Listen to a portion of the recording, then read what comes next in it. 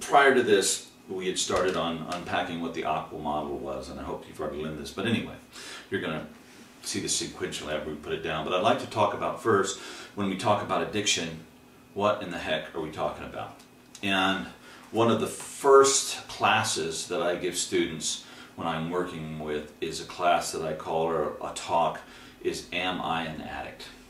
Okay. So I don't have any agenda to prove that everybody is an addict. And I have no agenda to say that nobody should drink alcohol, that we all should abstain because 10% of us can't handle it. That's not the point. The point is that approximately in Western, the general population in the United States, about 10% of us have the genetic cards, the proclivity to become addicts, and about 90% of us don't. In some ethnic groups, that number is much greater, for Native American populations, for example. And I've read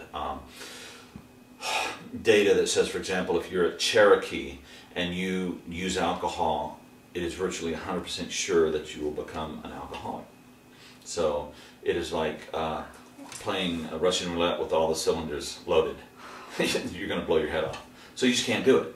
Okay, you can do a lot of other things. You have a great life. You just can't do alcohol. Your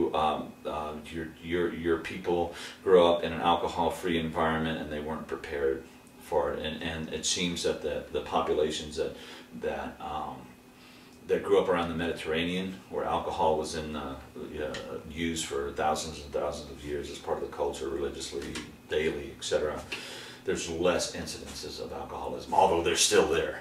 But certain populations are just more vulnerable. And if you have parents, one parent or two parents who are addicted to drugs or alcoholics, you have about an 8 times greater chance of becoming dependent yourself. So it's a really good idea to go back and figure out your family tree, because grandparents too will pass those genes on. And if you have 2 or on both sides, it just increases the danger, the risk of using. So and really, if you have that in your family and you know it, it'd be a good idea not to do it. And generally the first question I ask is, how many of you have a history of alcoholism or chemical dependency in your family? And generally it's 100% in my group of people who are with me for treatment.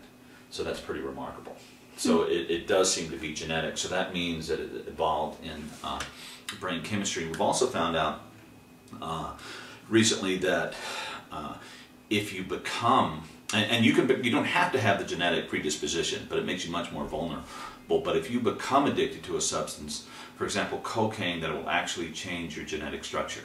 So if you had children before you became addicted, and say you didn't pass it on from your ancestors or your parents or grandparents, the children you had before that would not be as vulnerable as the ones you had after you became chemically dependent. Wow. It actually changes the DNA, the structure. That's amazing. Okay, so that's a really good thing to keep in mind. We might give a couple of definitions. I have a lot of definitions of addiction, but one of the and I put this out to my students is, what do you think about from the time you get up in the morning to the time you go to bed at night? If it's getting and using drugs or alcohol, you're an addict. Okay, that's about the most slam dunk self question you can give. And if you don't think about it, normal people don't think about that. So you might think everybody thinks like you. If you're an addict, it's not true. So if you have this mental obsession all the time, even when you have 3 bottles of your favorite booze in the refrigerator or in the cabinet, and you're already thinking about where you're going to get the next bottles from, or you have a bag of heroin or a bag of pot or a bag, and you're already starting to scheme and think about where you're going to get the next fix from and stuff. That's a pretty good indication. So there's a mental obsession, and we'll talk about the neurobiological basis of that shortly. So if you think about it all the time. Another thing is the inability to moderate or stop using, even in the face of catastrophic negative consequences. Okay, a lot of us have gone through periods of using drugs or alcohol, and I put myself in that category too, or we probably partied too much, or I would venture to say in the United States, that most of us do not, unless we live in some very conservative religious community like Wayne County, praise God, that's good, that you don't get through high school or college without some relationship with mind-altering substances. And some of us get through that, we don't like it, not a problem. Others of us party hard, and you know, all of a sudden we go, all right, I'm really tired of feeling like crap in the mornings, and I'm really tired of my relationships going to hell, I'm really tired of flunking out of school, and I think I'm going to quit, or I'm going to moderate, and a non-addict can do that. However, the addict or the alcoholic can't. They see the negative consequences, but it just keeps going, and the pattern goes like that. Which leads me to the point that there's three major things about addiction, or chemical dependency, or alcoholism, which I'll use all synonymously as we unfold this.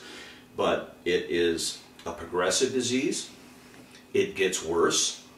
Okay? I've never met a little kid who came up to me and I've asked him, what do you want to be when you grow up? John, I want to be a crack addict, or I want to be an alcoholic, or I want nobody would reasonably, it's ridiculous. But the point is that you don't start out wanting to be addicted to drugs and have your life run no longer by your choices about who and what you want to do, but by these incessant cravings, overwhelming cravings for the substances.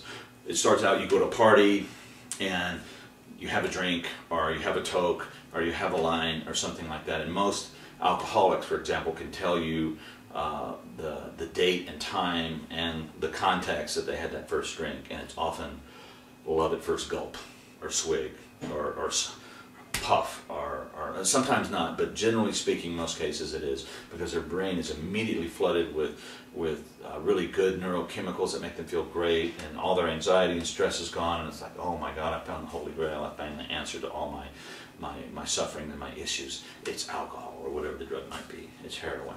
So, and it feels great. But you don't just start drinking everything in sight at that point. But maybe the next weekend, when you're thinking about what to do, say, well, maybe I'll go back to that house, or hang out with that crowd, because man, that drink was really cool. That was really good. So you go back, and the mental ideas, the thinking about it, the experiences start growing. It starts as a very small thing, and it starts getting bigger. And the mental obsession, and pretty soon you find that you're hiding your usage from your family, and you're using eye drops, or covering your breath, or making excuses, dumb excuses often, but you're starting to scheme, you're starting to lie about your using of drugs and alcohol, and then the pattern starts getting worse and worse and worse.